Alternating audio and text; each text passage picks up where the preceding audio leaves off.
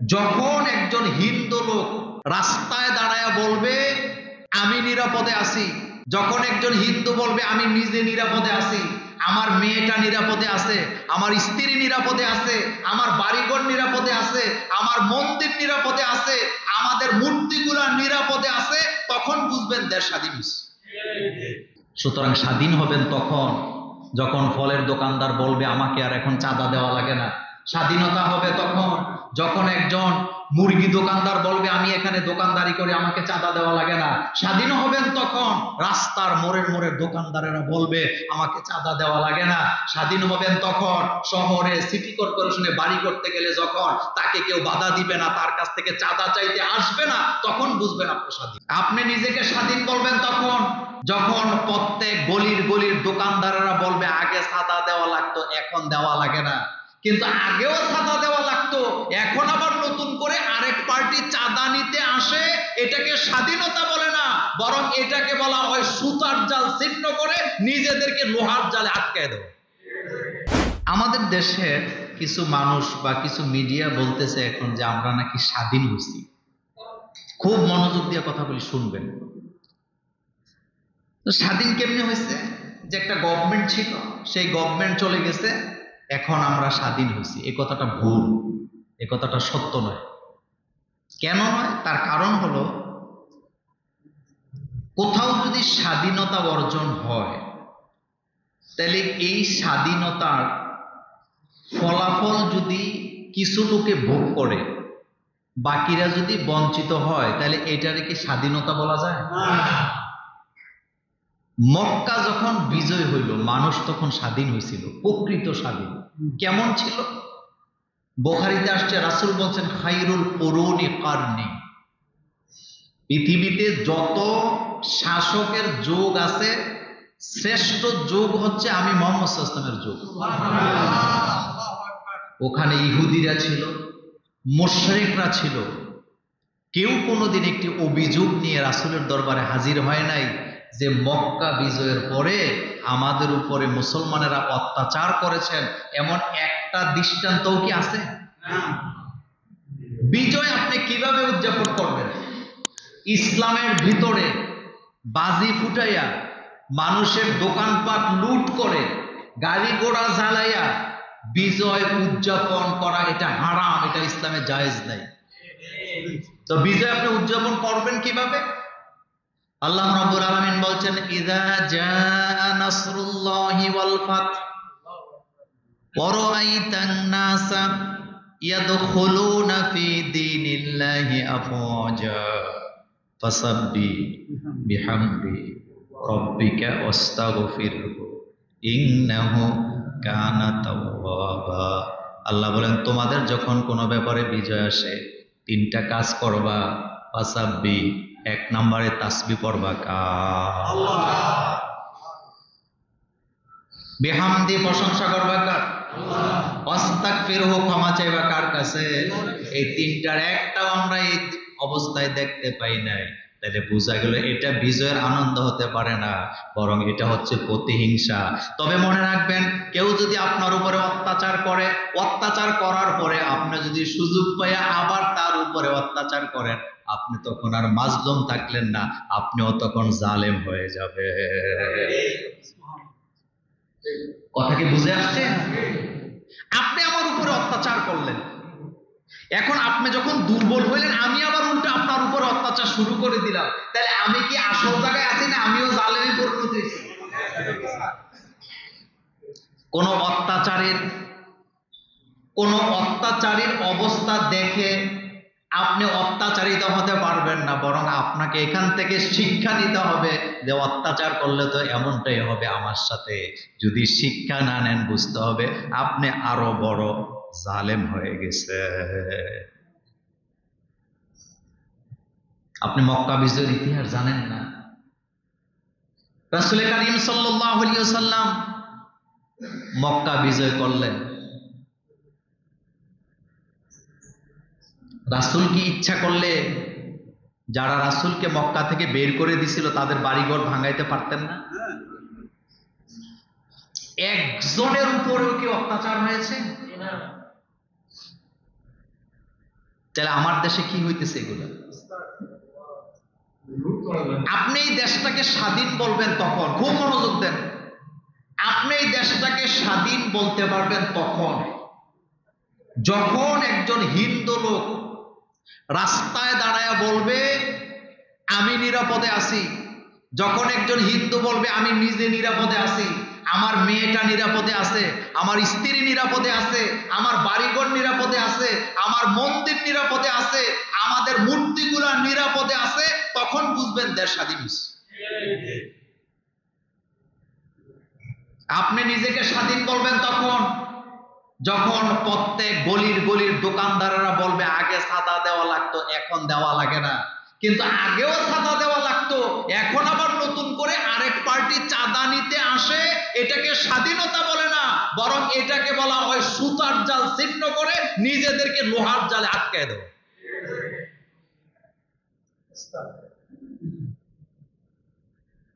আগুন জ্বালায়া দেওয়ার নাম স্বাধীনতা নয়, কারো বাড়িঘর জ্বালায়া দেওয়ার নাম স্বাধীনতা নয়। স্বাধীনতা কি? প্রত্যেকটা মানুষ নিরাপদে যার যার জায়গায় অবস্থান করবে। প্রত্যেকটা মানুষ টাকার ব্যাগ নিয়ে স্বাধীনতা দেখতে চাইলে আফগানিস্তানের দিকে তাকান। কথা বুঝেন না? কোথায় কোথায় স্বাধীনতা দেখতে চাইলে আফগানিস্তানের দিকে তাকান। আফগানিস্তান যখন স্বাধীন হলো, কিছুদিন আগে আমেরিকার কবল থেকে মুক্তি পেল, হাজার হাজার মানুষেরা বিমানে ওঠার জন্য পাগল হয়ে গেছিল, তারা মনে করছে দেশে থাকলে আমাদেরকে হত্যা করা হবে।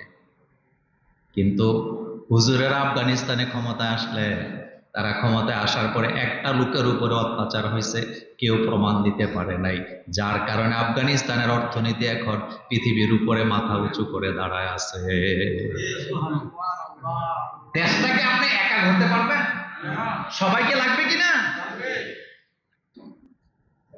সুতরাং স্বাধীন হবেন তখন যখন ফলের দোকানদার বলবে আমাকে আর এখন চাঁদা দেওয়া লাগে না। স্বাধীনতা হবে তখন যখন একজন মুরগি দোকানদার বলবে আমি এখানে দোকানদারি করে আমাকে চাঁদা দেওয়া লাগে না। স্বাধীন হবেন তখন রাস্তার মোড়ের মোড়ের দোকানদারেরা বলবে আমাকে চাঁদা দেওয়া লাগে না। স্বাধীন হবেন তখন শহরে সিটি কর্পোরেশনে বাড়ি করতে গেলে যখন তাকে কেউ বাধা দিবে না, তার কাছ থেকে চাঁদা চাইতে আসবে না, তখন বুঝবেন আপনি স্বাধীন। এর আগে স্বাধীন হওয়ার কোন সুযোগ, বলার কোন সুযোগ, এখনো স্বাধীন হন নাই, লাফাইন না। অস্ত্রাগারের সবগুলো অস্ত্র লুট হয়ে গেছে। গতকালকে আমরা এসপি সাহেব এবং ডিসি সাহেবের সাথে দেখা করার জন্য গেছিলাম, সেখানে যে শুনলাম এসপি সাহেব আমাদেরকে বললেন সব অস্ত্র লুট হয়ে গেছে। ফেরেশতারা অস্ত্রগুলি লুট করে নাই, এই অস্ত্রগুলো লুট করেছেন ওই ধরনের দুর্বৃত্তরা যারা ভবিষ্যতে বাংলাদেশের মানুষের সম্পদ ডাকাইতি করার জন্য অস্ত্রগুলো তারা লুট করেছে। তাইলে আপনি কিভাবে বলেন আপনি স্বাধীন? আপনি কখনো কেউ কারো উপরে অত্যাচার করলে যা স্বাধীনতা হতে, যে অপরাধ করে তাকে শাস্তি কে দেয়? আপনাদের এই মসজিদে নয়, সারা বাংলাদেশে অসংখ্য বক্তৃতায় বলেছিলাম, কেউ যদি কারো উপরে জুলুম করে আল্লাহ তাকে দুনিয়াতে শাস্তি দিবেনই। কথা কি ঠিক বলছিলাম? শাস্তি হয়েছে না? শাস্তি হয়েছে কিনা? তাহলে আপনি শাস্তি দিতে যান কেন? আল্লাহর শাস্তি কি আপনি যথেষ্ট মনে করেন না? আপনি কি আল্লাহর চেয়ে বেশি বুঝেন? নাউজুবিল্লাহি মিন যালিক। আমার কলেজার ভাইয়ারা, কত বড় শাস্তি আল্লাহ পাক দিচ্ছেন আপনি একটু চিন্তা করে দেখেন। 16 বছরের শাসক, কয় বছর? এর চেয়ে ক্ষমতাধর ব্যক্তি বাংলাদেশে একজনও ছিল না। দুপুরবেলা রান্না করেছেন, রান্নার করার পরে খাবারগুলা টেবিলে দেওয়া ছিল, খেতেও পারেন নাই, না খায়া চলে গেছে বাংলাদেশ থেকে। এর চেয়ে বড় শাস্তি কিচ্ছু হতে পারে না।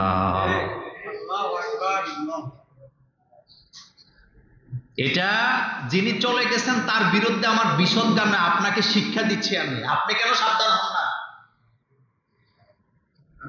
দুপুরবেলা খাবার রান্না করছে, খাবার রেডি, টেবিলে একটু করে খাবে, রান্না শেষ, খবর আসছে আপনি আর 45 মিনিট থাকতে পারবেন। কয় মিনিট?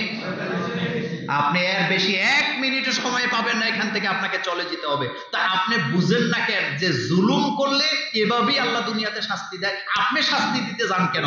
আপনি তাকে গালি দেন কেন? আপনি তাকে নিয়ে উপহাস করেন কেন? বরং আপনি শিক্ষা নেন যে আল্লাহ তুমি আমারে জুলুমবাজ বানায়ও না, বরং আমি যদি জুলুম করি আমারও এই দশা হতে পারে। ক্ষমতা কার?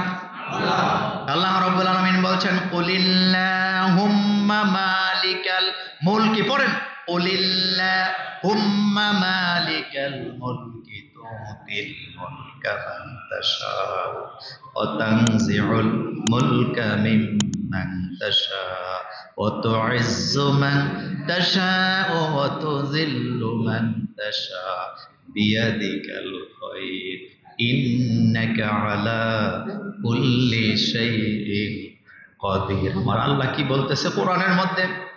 আল্লাহ পাক বলছেন, ও দুনিয়ার মানুষেরা শুনে রাখো, নবী গো আপনি বলেন, হে আল্লাহ রাজত্বর মালিক তুমি, তুমি যাকে চাও তাকে রাজত্ব দান করো, যাকে চাও তুমি রাজত্ব তার থেকে কেড়ে নেও, তুমি যাকে চাও সম্মানিত করো, তুমি যাকে চাও অপমানিত করো, তোমার হাতে সকল কল্যাণ।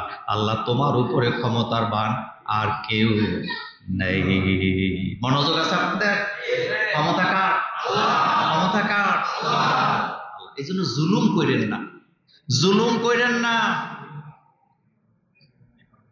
ফেরাউন জুলুম করেছেন, লাঞ্ছিত অপমানিত হয়ে পানিতে চুবানি খেয়ে দুনিয়া থেকে বিদায় নিয়েছে। নমরুদ জুলুম করেছে, জুতা পিঠা খায়া দুনিয়া থেকে বিদায় হয়ে গেছে। পৃথিবীর ইতিহাস সাক্ষী হয়ে আছে, আমরা হুজুরেরা কত চিল্লাই, কত বুঝাই মানুষের উপরে জুলুম করেন না, জুলুম করলে শাস্তি পাওয়াই লাগে, সেটাও দেখা দিছে কে? আচ্ছা আপনি কি চিন্তা করতে পারেন, আপনি কি চিন্তা করতে পারেন নিজের লালন পালন করা মুরগি, হাঁস, মাছ দেখছেন না আপনারা? কিচ্ছু আছে? কিচ্ছু আছে? আচ্ছা যারা এগুলো নিয়ে গেল তারা কি ভালো মানুষ?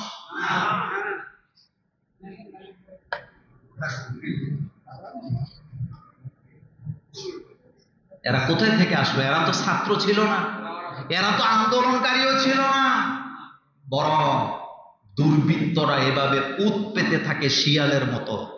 এরা কখনো সিংহ হতে পারে না, এরা কখনো বীর হতে পারে না, এরা চোরের গোষ্ঠী চোরই থাকে। এরা মূলত এভাবে উৎ পেতেছিল, যখন সুযোগ পাইল তখনই চুরি ডাকাতি শুরু করে দিল। এদেরকে প্রতিহত করা আমাদের দায়িত্ব। থানার অস্ত্রগুলো লুট হয়ে গেছে, আপনাদের দায়িত্ব কোথাও যদি খবর পান এটা থানা পুলিশকে খবর দিবেন যে এখানে অস্ত্র আছে। দুর্বৃত্তকে কখনোই আপনি প্রশ্রয় দিয়েন না, যদি দেন তাহলে আপনার উপরও দুর্বৃত্তর আক্রমণ হওয়ার সম্ভাবনা। দালাল কখনো আপন হয় না। অনেকবার বলছিলাম গরুর বাজারে দালাল আছে না? কথা কন না কেন? দালালের ক্ষমতা গরুর বাজারে কম না বেশি? বেশি। হেতের বাপসাবে মনে হয় পুরা বাজারের গরু তার, বেচতেও হেতেরে লাগে, কিনতেও দালাল লাগে। আচ্ছা আপনি বলেন তো, একটা দেশের প্রধানমন্ত্রী 16 বছর ক্ষমতায় ছিলেন, তার আশেপাশে যারা গেউ গেউ করতো হাড্ডি খাওয়ার জন্য, এখন তারা কই?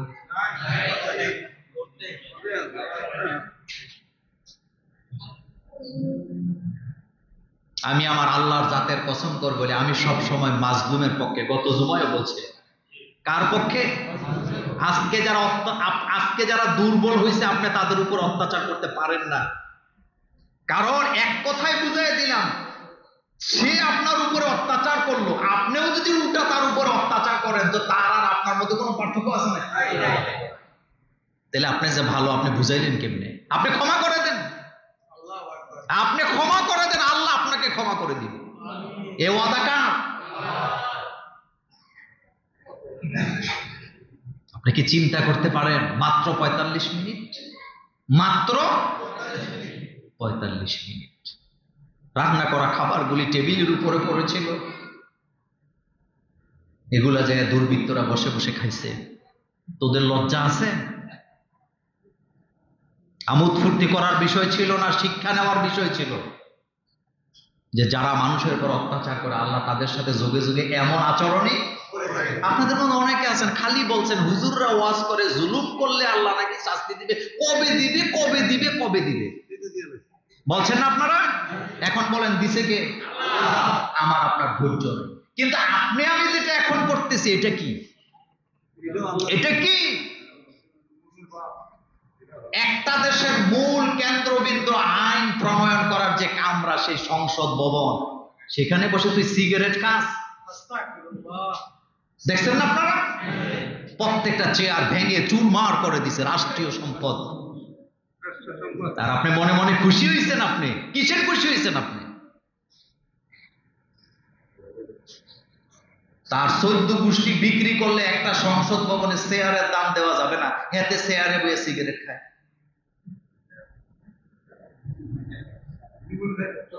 এই জুলুমের বিচারও কি একদিন? এই জন্য খবরদার, এই পয়েন্টে আমার কথা শেষ। শিক্ষা নেন। কারো উপর অত্যাচার করলে, ইসলামের সাথে দুশ্মনী করলে, আলেম ওলামার সাথে বেয়াদবি করলে এইভাবেই শিক্ষা দেয়। কিন্তু আপনি উল্টো অত্যাচার করতে যাই, এটা আপনি থামেন, স্টপ। মানুষের সম্পদ লুণ্ঠন করেন না, আপনি ডাকাইত হয়ে গিয়েছেন।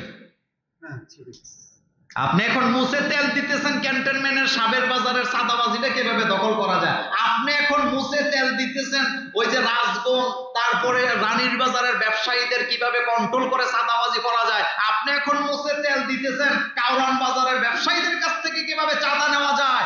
আপনি ডাকাইত, আপনি শিয়ালের গোষ্ঠী, আপনি কখনো বীর হতে পারেন না। আপনি চোর। এতদিন কোথায় ছিলেন? আপনি এতদিন কোথায় ছিলেন? দেখবেন সুদিনে ছবি তুলনের লেগে সামনে আইসা দাঁড়ায়। কথা কি ঠিক বলি নাই?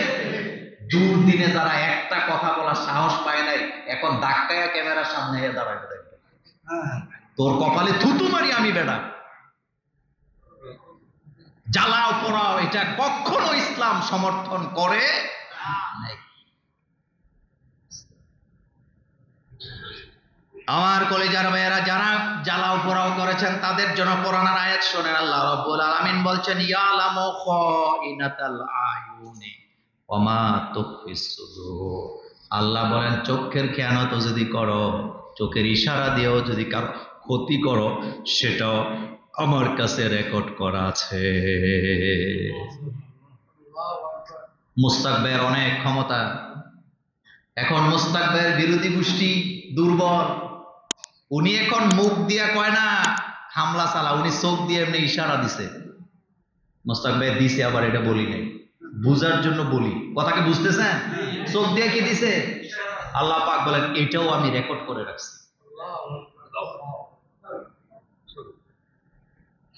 আমি মোল্লা নাজিম অত্যাচারিত।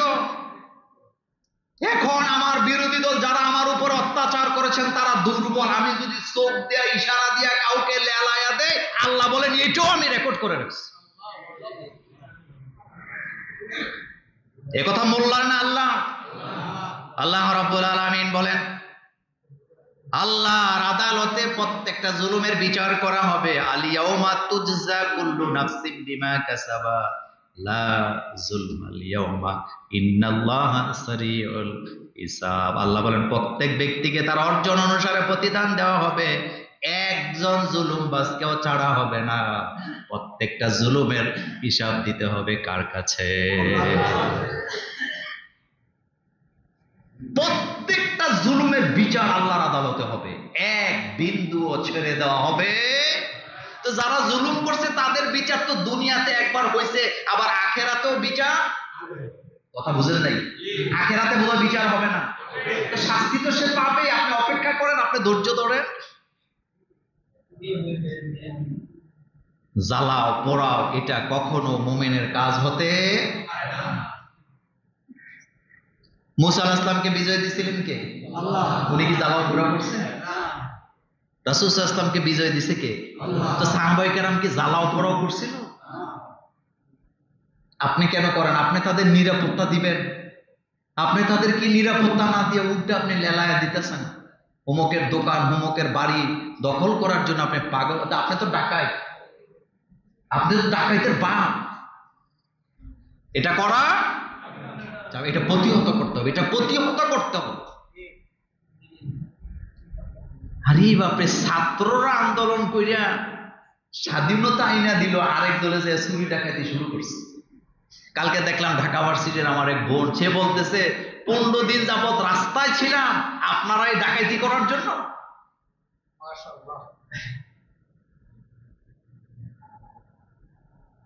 আমি নিজে দেখেছি লুটতরাজ কিভাবে করছে, কিভাবে আগুন দিছে। আমি নিজে বারান্দায়, আমি বাইর হই নাই ঘর থেকে, আমার কষ্টগুলো বললাম, বারান্দায় দাঁড়ায় দাঁড়ায় দেখছি কিভাবে জ্বালাইছে। এই লোকগুলার একটাও আন্দোলনে ছিল না, রাতারাতি দল পাল্টাইছে, রাতারাতি দল পাল্টাইছে। প্রত্যেকটা জুলুমের বিচার হবে কার কাছে? আল্লাহ পাকের কাছে।